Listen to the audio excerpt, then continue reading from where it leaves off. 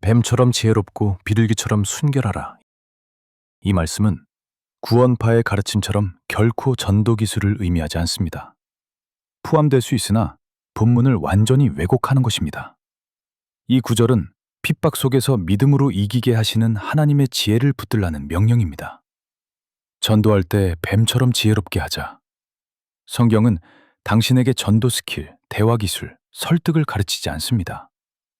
이러한 해석은 본문을 축소하는 것이며 성도들에게 왜곡을 발생시킵니다. 왜냐하면 예수님이 이 말씀을 적용하시는 상황 자체가 전도 스킬 강의가 아니기 때문입니다. 마태복음 10장 16절을 보십시오. 보라, 내가 너희를 보냄이 양을 이리 가운데로 보냄과 같도다. 여기서 이미 모든 방향이 드러납니다. 이건 전도 잘해라가 아니라 너희는 세상 한복판에서 이리 가운데 있는 구조적으로 약자다라는 말씀입니다. 양이 이리 가운데 들어가면 말빨로, 요령으로, 스킬로 살아남는 문제가 아니라는 말입니다. 그러니 이 말씀은 설득의 문제가 아니라 생존과 증언의 문제를 강조하는 것입니다.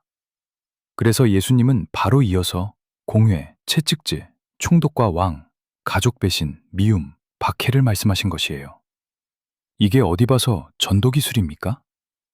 이건 분명한 핍박 매뉴얼입니다. 그리고 결정적으로 예수님은 이렇게까지 말씀하십니다. 이 동네에서 박해하거든 저 동네로 피하라. 그러므로 이 말씀은 전도 확장 전략이 아니라 박해 속에서 증언을 지속하기 위한 분별을 의미합니다.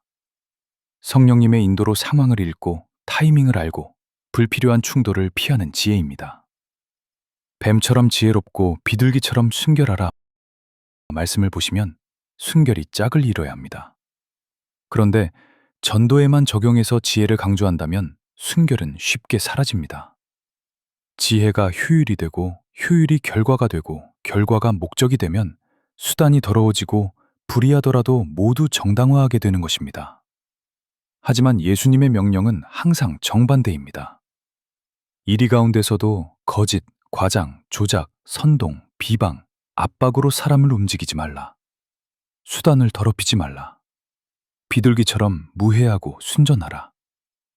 여기서 본문이 의도하는 핵심을 더 분명히 말씀드리고자 합니다. 성경이 말하는 지혜는 그냥 머리 좋은 계산이 아닙니다. 지혜는 여호와를 경외함입니다. 하나님을 두려워하고 하나님을 신뢰하는 것이 지혜입니다.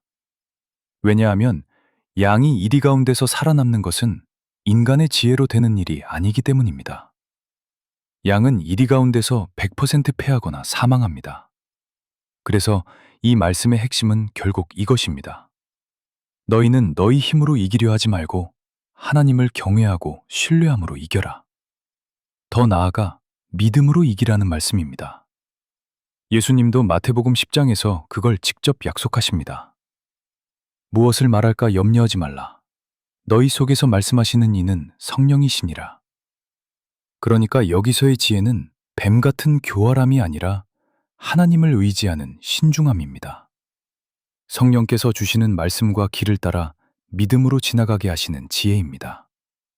그리고 그 믿음은 순결과 절대로 분리되지 않습니다.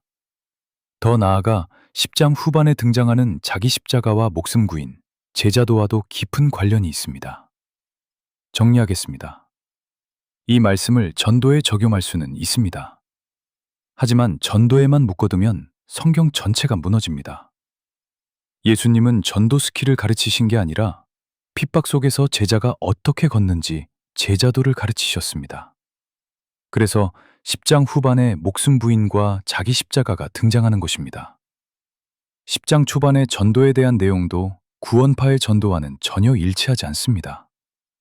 결국 뱀처럼 지혜롭게 하라. 성령의 인도로 상황을 분별하라. 피할 때는 피하라.